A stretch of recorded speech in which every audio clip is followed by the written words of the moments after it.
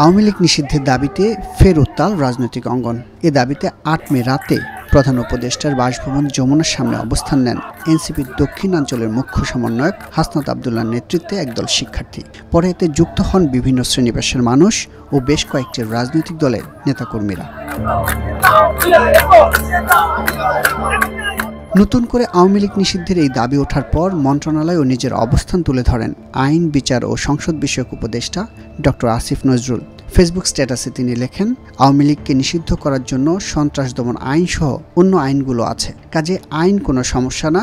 রাজনৈতিক দলগুলো আওয়ামী লীগ নিষিদ্ধকরণ চাইলে বা বিচারিক আদালতে সম্পর্কে কোনো পর্যবেক্ষণ বা রায় আসলে অবশ্যই আইনানুগভাবে দ্রুত আওয়ামী লীগকে নিষিদ্ধ করা যাবে।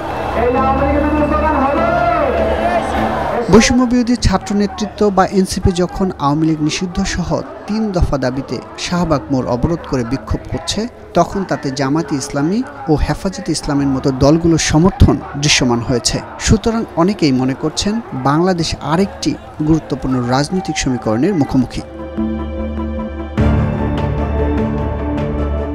রাজনৈতিক দল বা সংগঠন নিষিদ্ধে বেশ কয়েকটি আইন রয়েছে বাংলাদেশে।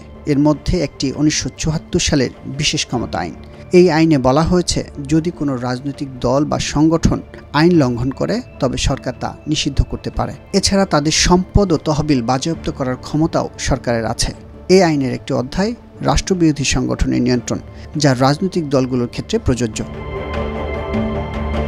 এছাড়া 1978 সালে পলিটিক্যাল পার্টিস অর্ডিন্যান্সে বলা হয়েছে, কোনো রাজনৈতিক দল বাংলাদেশের সার্বভৌমত্ব, অখণ্ডতা বা নিরাপত্তার পরিপন্থী মতবাদ প্রচার বা কার্যক্রমের উদ্দেশ্যে গঠিত হতে পারবে না। এতে আরও বলা হয়েছে, কোনো দল গোপন সংগঠন, গ্রুপ বা সংস্থা পরিচালনা করতে পারবে না, কিংবা কোনো অস্ত্রবহুল বাহিনী বা শৃঙ্খলাবদ্ধ বাহিনীর মতো সংগঠন গঠন ও পরিচালনা করতে পারবে না।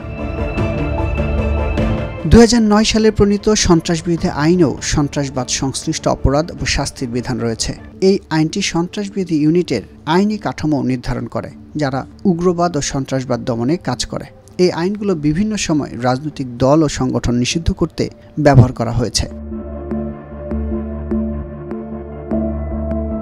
স্বাধীনতার পর 1972 সালে বাংলাদেশের ধর্মনিরপেক্ষ সংবিধান প্রতিষ্ঠার পর অন্য সব ধর্মভিত্তিক দলের সঙ্গে জামাতও নিষিদ্ধ হয়েছিল।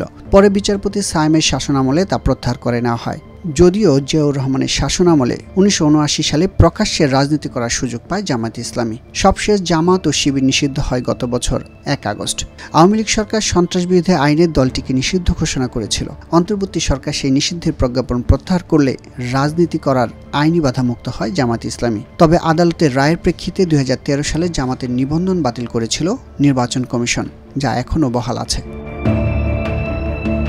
এদিকে রাজনৈতিক দল হিসেবে পূর্ব বাংলা সর্বহারা পার্টি বা পূর্ব বাংলা কমিউনিস্ট পার্টি এখনও নিষিদ্ধ অবস্থায় রয়েছে। তাদের বিরুদ্ধে সশস্ত্র বিদ্রোহ ও উগ্র কর্মকাণ্ডে জড়িত থাকার অভিযোগে জাতীয় নিরাপত্তা আইন এবং 1974 সালের বিশেষ ক্ষমতা আইনে নিষিদ্ধ করা হয়েছিল। এদিকে বর্তমান সরকার ক্ষমতা গ্রহণের পর গত বছরের 23 অক্টোবর সন্ত্রাসবিরোধী আইনের 18(1) ধারা অনুযায়ী বাংলাদেশ ছাত্রলীগকে নিষিদ্ধ করা হয়। দলটি আওয়ামী লীগের ভ্রাতৃপ্রতিম দল হিসেবে স্বীকৃত।